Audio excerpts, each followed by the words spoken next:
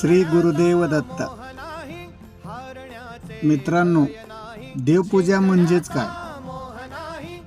भगवंताची सेवा करणे नक्कीच देवपूजा आहे. पण खरी देवपूजा कुठे आहे? तर आडल्या नडलेल्यांना मदत करणे, गरजूवंतांच्या पाठीशी खंबीरपणे उभा राहणे, भुकेल्याची भूक जाणणे, ताणल्याची तहान जाणणे, प्राणी मात्रांना मदत करणे,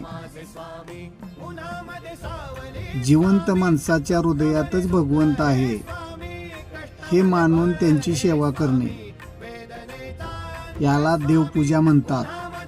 भगवंताला भेटायचं असेल तर गरजूवंतांना मदत करा, संकटाच्या काळी त्याला मदत करा, तेथे परमेश्वर आहे. 10 तास देवपूजा करायची आणि बाहेर आलं का लोकांना शिव्या द्यायच्या, त्यांचं वाईट चिंतायचं, कधीच भगवंत भेटणार नाही. मन स्वच्छ ठेवा. तुमचा दुश्मन असू द्या, त्याचंही चांगलं करण्याची तुमची प्रवृत्ती ठेवा. ही भगवान ईश्वर सेवा आहे. श्री गुरुदेव दत्त.